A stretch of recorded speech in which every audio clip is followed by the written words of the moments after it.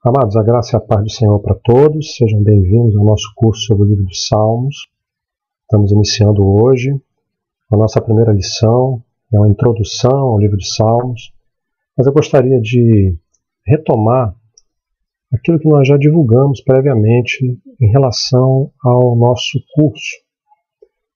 Eu quero aproveitar para apresentar para vocês mais uma vez o nosso objetivo, que é conhecer a estrutura do livro de Salmos, entender quais são as características principais desse livro, tão importante, e também como nós podemos aplicar aquilo que vamos aprender à nossa vida cristã. Não há como ignorar a importância desse livro para a nossa vida como servos de Deus. Eu queria começar mostrando mais uma vez aqui para vocês como é que vai ser o nosso programa, o cronograma do curso. Hoje começamos, dia 9/9, com essa introdução. Vamos conhecer as principais características do livro de Salmos. Depois faremos um passeio sobre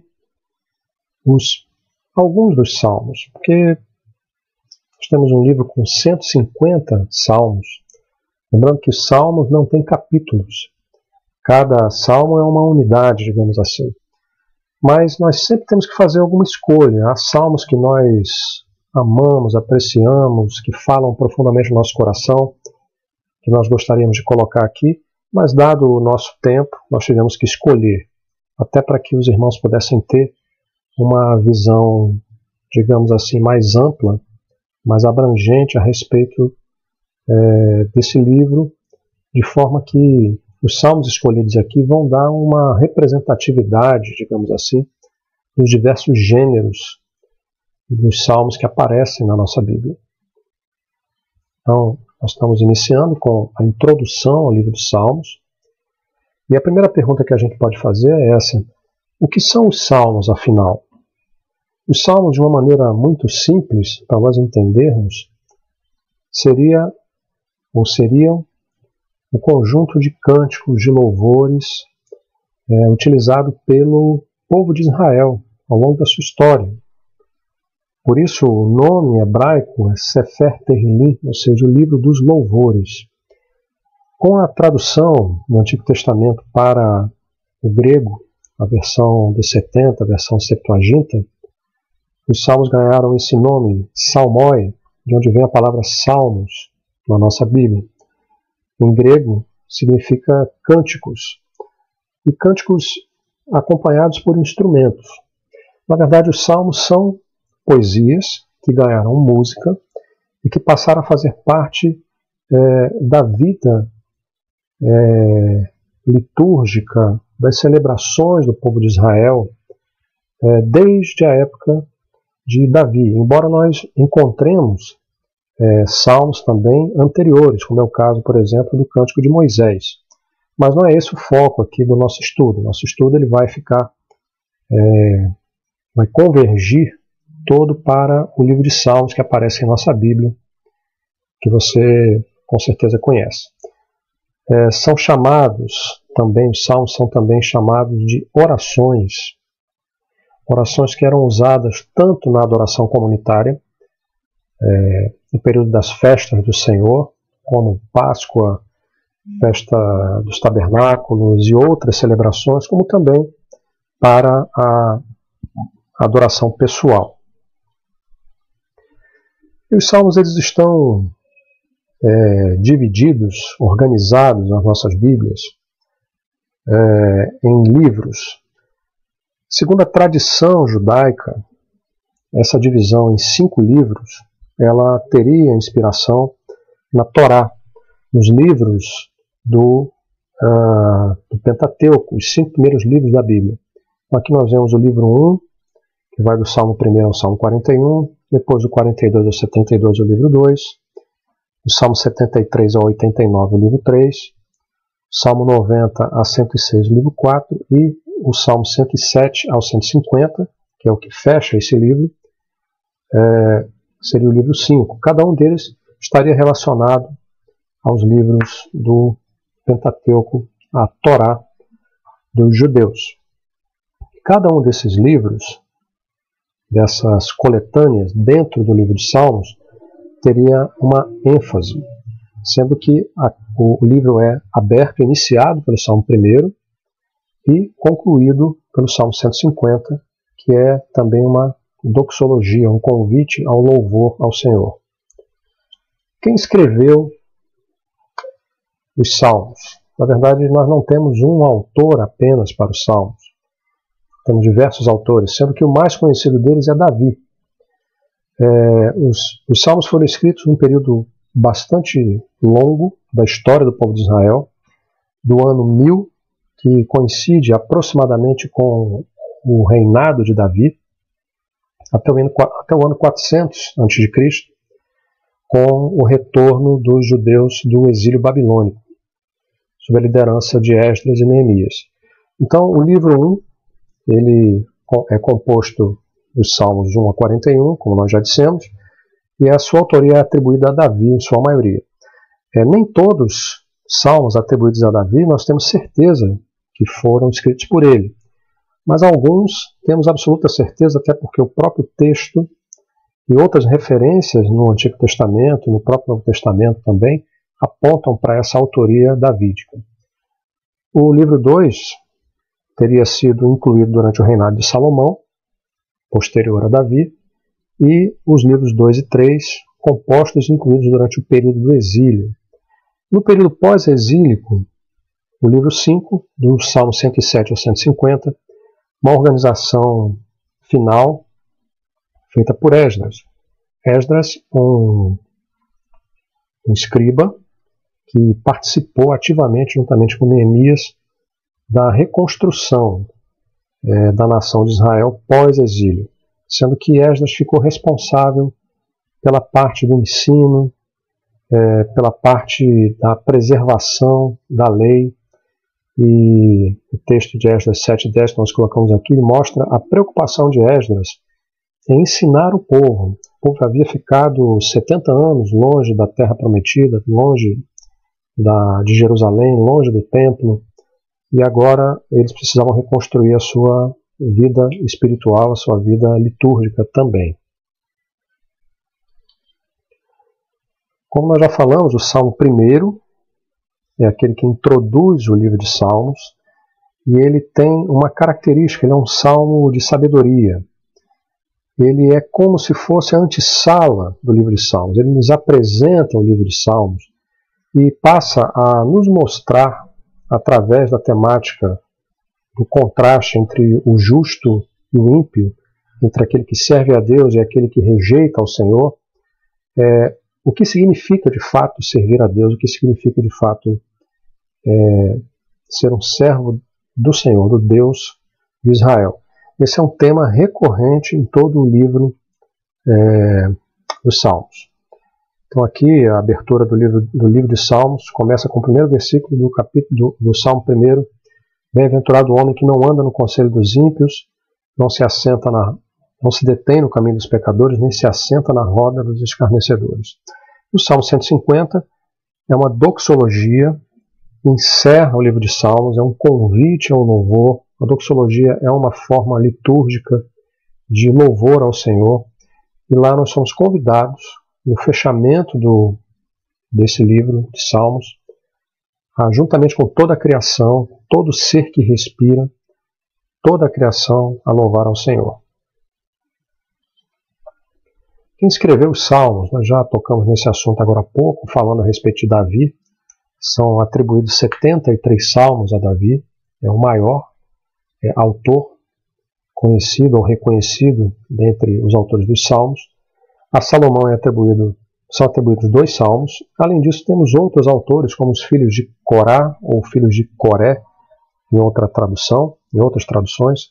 Asaf, que tem aqui uma participação especial na composição dos salmos. Emã, com um salmo. Etã, com um salmo. Moisés, com um salmo, Salmo 90. E há 49 salmos cujos autores nós não conhecemos. São salmos com autores desconhecidos. Vamos falar um pouco mais sobre as características dos salmos, para que você entenda. Na nossa literatura ocidental, na poesia ocidental, na nossa cultura ocidental, é comum que os autores eles busquem a métrica, a rima de palavras como forma de expressar as suas ideias na poesia. Porém, na poesia hebraica nós não temos essa figura da rima, como nós conhecemos, rima de palavras. Nós temos uma característica que é muito presente, que é o chamado paralelismo. O que é o paralelismo? É a justaposição de ideias com a finalidade de enfatizar. Então, há vários tipos de paralelismo. Nós não vamos falar de todos aqui, vamos falar apenas dos mais conhecidos, dos mais recorrentes. O primeiro deles é o paralelismo sinonímico. Sinonímico vem de sinônimo. Significa dizer que naquele verso, naquele versículo, nós temos a ideia repetida, só que dita com palavras diferentes. Então, um exemplo que nós colocamos aqui, o Salmo 103, versículo 7, se referindo ao Senhor, diz que Ele, o Senhor, ergue do pó o desvalido e do monturo o necessitado. Aqui você pode perceber que há um paralelo entre erguer do pó e erguer do monturo, erguer o desvalido e erguer o necessitado. As ideias elas são sinônimas. Pó e monturo correspondem, assim como desvalido e necessitado também tem uma correspondência. Então temos aqui uma ideia na primeira parte do versículo que é repetida de outra forma na segunda parte do versículo. E nós vamos encontrar várias vezes esse tipo de paralelismo. Poderia citar um paralelismo sinonímico que aparece no Novo Testamento, no Cântico de Maria, quando ela diz: minha alma engrandece ao Senhor, meu espírito se alegra em Deus, meu Salvador. Aqui é um exemplo também de paralelismo sinonímico.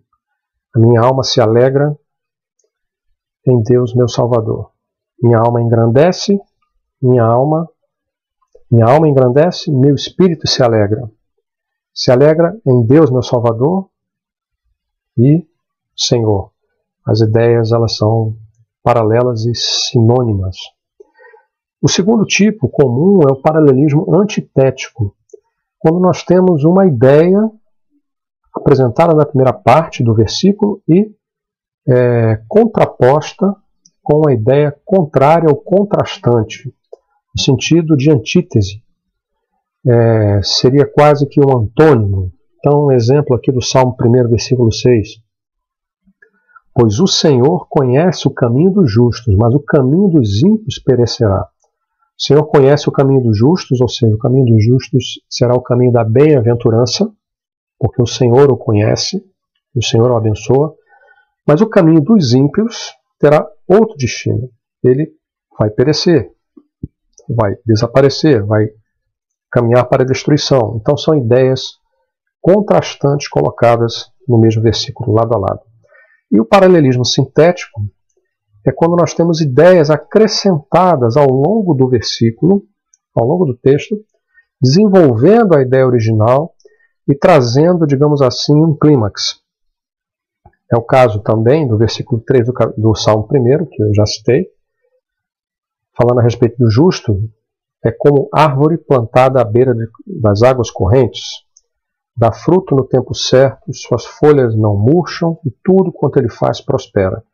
Então temos aqui a comparação, o justo é comparado a uma árvore que é plantada à beira das águas correntes, e aí o fruto é uma consequência disso, e há também as folhas que não murcham, que não caem. E qual é o clímax disso tudo? A síntese disso tudo. Tudo que ele faz prospera, ou tudo que ele fizer prosperará, em outras versões. Então aqui temos um exemplo do paralelismo sintético. Os salmos utilizam vários outros recursos também na sua composição, recursos literários, podemos dizer assim. Um deles é o uso de figuras de linguagem, figuras de pensamento.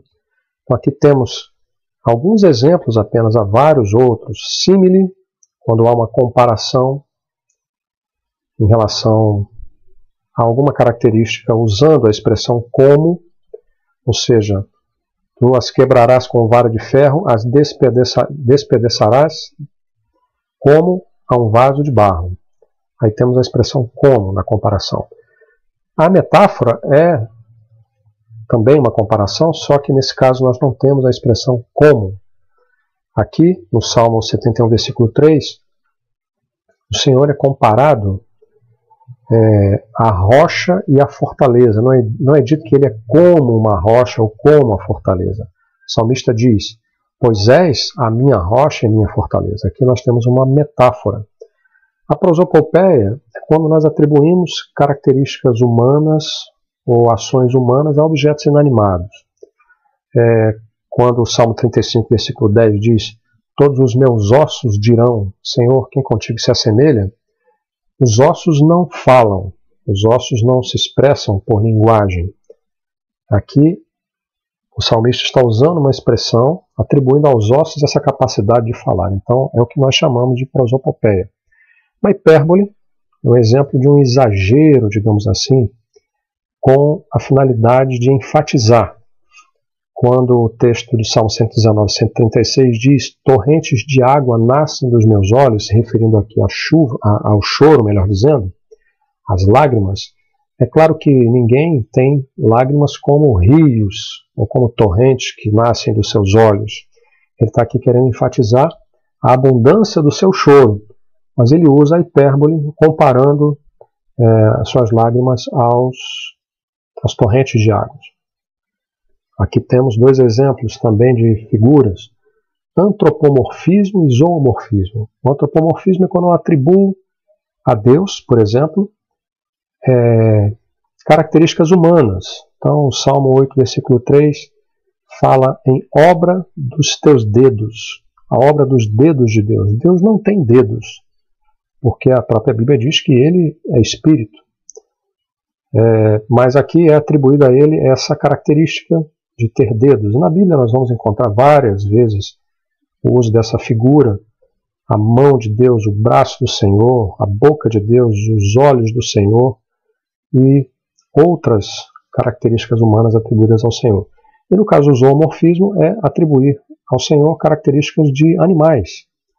É o caso do Salmo 91, versículo 4, quando o salmista diz a respeito de Deus, cobrir-te-ás com as suas penas e sob as suas asas estarás seguro.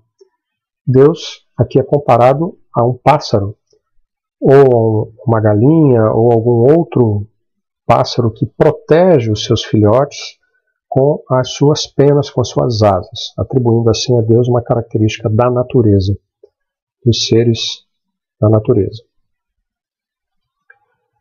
Outro recurso que aparece com alguma frequência no livro de Salmos é o uso de acrósticos, que é quando cada linha ou cada grupo de linhas, uma estrofe, por exemplo, de um salmo, começa com uma das 22 letras do alfabeto hebraico. O mais conhecido exemplo é o Salmo 119, que a cada 5 ou 6 versículos tem lá uma letra.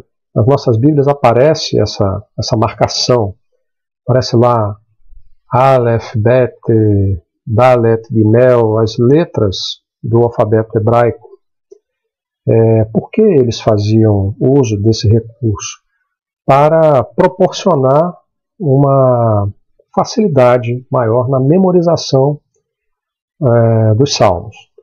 Então temos aqui alguns exemplos que colocamos na tela, mas o mais emblemático, o mesmo mais conhecido, é o Salmo 119. Encontramos também marcações musicais. Você já deve ter lido, estava lendo a Bíblia, lendo um dos salmos, e se deparou com essa expressão selá. E aí você ficou imaginando o que será selá. Selá nada mais é do que uma expressão em hebraico que aponta para uma pausa, uma mudança de ritmo, uma pausa, um interlúdio entre uma parte e outra da música. Então, um sinal musical. Aparece 71 vezes no livro de Salmos. Encontramos também o Higaion, que significa um interlúdio, com uma pausa, só que uma pausa para a entrada de uma música solene e para uma meditação em relação àquilo que foi dito. Falando dos gêneros dos salmos, os tipos de salmos que aparecem na nossa Bíblia, nós temos aqui 8 tipos. A classificação mais conhecida: salmos de lamento, salmos de louvor, salmos imprecatórios, salmos reais, salmos históricos, salmos messiânicos, salmos de confissão e salmos de sabedoria. Então vamos conhecer um pouco de cada um desses gêneros. Então, o salmo de lamento é muito comum nós encontrarmos salmos de lamento no nosso livro de salmos. Juntamente com o de louvor, é um dos mais frequentes. Aqui nós encontramos o salmista abrindo o seu coração para o Senhor, dizendo a Deus o que ele está sentindo, dizendo de uma forma, vamos dizer assim, aberta, muitas vezes a expressão de um coração cheio de tristeza, de medo, de ira, de dúvida, de incompreensão do que está acontecendo. Um exemplo disso é o Salmo 25, onde a gente vê aqui o salmista dizendo ao Senhor: a Ti eleva a minha alma, Deus meu, em Ti confio, não seja eu envergonhado, nem exultem sobre mim os meus inimigos. Na verdade, ele se sentia perseguido, então ele está aqui dizendo: Senhor, vem em meu auxílio, Senhor, vem em meu socorro, e não permita que eles triunfem sobre mim. É um exemplo de salmo de lamento. O segundo tipo mais conhecido é o salmo de louvor. Na verdade, nós até identificamos salmos com louvores, embora não haja apenas louvores no livro de salmos.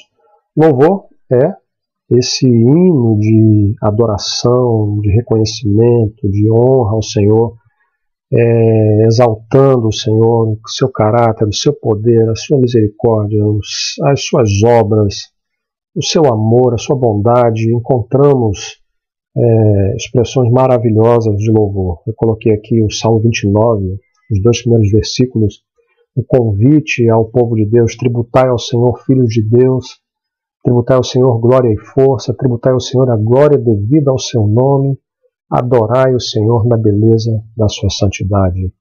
Louvado seja o nome do Senhor. Falamos agora dos salmos imprecatórios.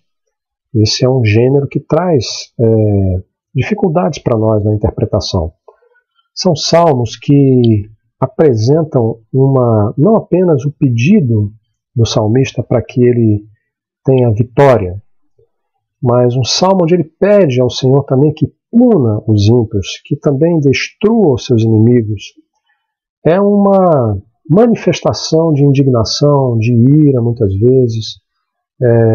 Lembrando que aquele povo, o povo de Israel, ele vivia em guerra, vivia cercado de inimigos, já tinha sido perseguido várias vezes, e então esse sentimento ele vinha com muita força.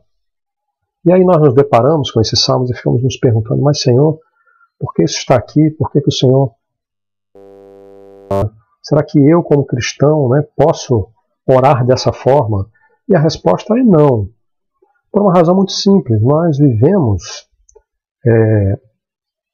na era da graça, nós estamos debaixo da graça do Senhor. E como cristãos nós somos chamados para o ministério da reconciliação, somos chamados para vencer o mal com o bem. Somos chamados a amar os nossos inimigos, abençoar os que nos maldizem. Isso é o que o Senhor fez e espera que nós façamos, o nosso Senhor Jesus.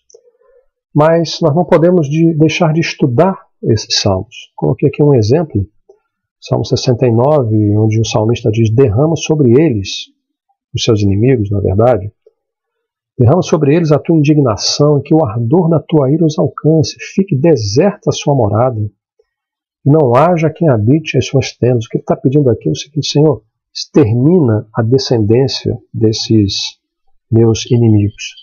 Precisamos nos aproximar desses salmos com a visão correta, a interpretação correta a partir da revelação do Novo Testamento. Nós somos chamados não para pedir ao Senhor que caia fogo do céu e consuma os nossos inimigos, como João perguntou a Jesus se era isso que devia fazer. Mas devemos amar os nossos inimigos e bendizer aqueles que nos maldizem. Temos os salmos reais, onde o Senhor é apresentado como Rei do Universo e muitas vezes também aparece ali a figura do Rei, o Rei de Israel, o Rei de Judá.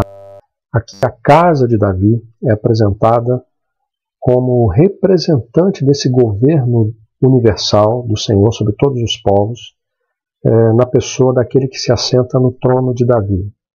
Então, precisamos também olhar para esse salmo e enxergar aqui não apenas essa manifestação visível de um reinado humano, mas o tipo, a tipificação do reino eterno do Senhor através da casa de Davi. Lembrando que o Senhor Jesus ele é o filho de Davi, como ele é apresentado nas profecias e também nos evangelhos que estão no nosso Novo Testamento. Então, Salmo 45, coloquei aqui um trecho: o teu trono, ó Deus, é para todos sempre, colocando Deus aqui como rei. Cetro de equidade é o cetro do teu reino. Que coisa maravilhosa! O cetro de Deus, o cetro representa a autoridade, o poder. Esse poder de Deus não é apenas o poder, mas é o poder da justiça. Essa é a base do trono de Deus. Amas a justiça e odeias a iniquidade. Por isso Deus, o teu Deus, te ungiu com óleo de alegria, como a nenhum dos teus companheiros. Esse texto, inclusive, é aplicado a Jesus lá no livro de Hebreus, como um texto profético também. Temos os salmos históricos, onde o salmista, através do relato de fatos históricos, fatos da história do povo de Israel, ele nos ensina, nos encoraja a louvar ao Senhor, a reconhecer o Senhor. É muito comum aparecer a temática do Êxodo nesses salmos históricos. O Êxodo tem um significado profundo para o povo de Israel, porque ali é como se a nação estivesse nascendo, sendo libertada do jugo de Faraó e podendo entrar assim na Terra Prometida. Então aqui, Salmo 78, também um salmo didático: escutai, povo meu, a minha lei, prestai ouvidos às palavras da minha boca. Abrirei os lábios em parábolas e publicarei enigmas dos tempos antigos. É importante lembrar da história, o que Deus fez. O que ouvimos e aprendemos, o que nos contaram nossos pais, não encobriremos a seus filhos. Contaremos à vindoura geração os louvores do Senhor, o seu poder e as maravilhas que fez. Louvado seja o nome do Senhor. Temos aqui também uma categoria, um gênero importante dos salmos, os salmos messiânicos. São salmos proféticos, que apontam para Jesus como o Messias, o cumprimento dessas profecias. Apontam para essa questão da soberania de Deus e o reinado do seu ungido, o Cristo.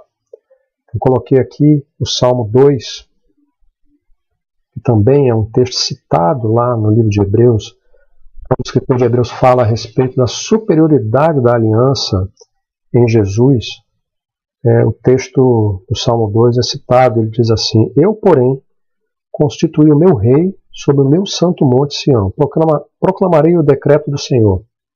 Ele me disse: tu és meu filho, eu hoje te gerei. Pede-me e te darei as nações por herança e as extremidades da terra por tua possessão. Com vara de ferro as regerás e as despedaçarás como um vaso de oleiro. Falamos agora do salmo de confissão. São orações que expressam a tristeza, o arrependimento, a penitência e, acima de tudo, o reconhecimento do pecado e a busca pela restauração. Há vários salmos dessa natureza, mas o mais conhecido é o Salmo 51, quando o salmista Davi, depois de pecar, ele se arrepende, busca a presença de Deus e pede ao Senhor: compadece-te de mim, ó Deus, segundo a tua benignidade, segundo a multidão das tuas misericórdias, apaga as minhas transgressões. Os salmos de confissão eles têm essa característica, o reconhecimento do pecado, o reconhecimento da nossa natureza pecaminosa e a busca do retorno aos braços de Deus, aos braços do Senhor. Ou seja, uma conversão de coração, uma conversão. Salmos de sabedoria, nós temos a chamada literatura de sabedoria na nossa Bíblia, representada aqui por esses livros. O principal deles é o livro de Provérbios, mas nós temos salmos também que têm essas características, que são salmos que apresentam orientações práticas, sabedoria prática sobre como viver, como ser feliz, como viver bem neste mundo e na presença de Deus. O Salmo 37, muito conhecido do povo de Deus: confia no Senhor e faz o bem, habita na terra e alimenta-te da verdade, agrada-te do Senhor e Ele satisfará os desejos do teu coração. Entrega o teu caminho ao Senhor, confia nele e o mais Ele fará. Em outras palavras, você quer ser feliz, você quer ser bem-sucedido no que você vai fazer, então faça isso, entrega o teu caminho ao Senhor, confia nele e o mais Ele fará. Para nós concluirmos essa nossa primeira aula, coloquei aqui um texto, uma citação do livro do Eugene Peterson, onde ele diz: não existe outro lugar em que se possa enxergar de forma tão detalhada e profunda a dimensão humana da história bíblica como nos Salmos. A pessoa em oração reagia à totalidade da presença de Deus partindo da condição humana, concreta e detalhada. Significa dizer que nós nos identificamos com os Salmos porque eles são uma expressão, sim, da nossa alma, do nosso coração. Quando nós buscamos a Deus, quando nós estamos alegres, quando nós estamos tristes, quando nós estamos com medo, quando nós estamos em dúvida, quando nós estamos em pecado, quando nós estamos sem direção, nós nos dirigimos a Deus. Com certeza nós encontraremos nos Salmos expressões dessa dimensão humana que é nossa e que Deus, na sua misericórdia, conhece, reconhece, acolhe e, acima de tudo, transforma. Deus nos abençoe. Até a nossa próxima aula na semana que vem.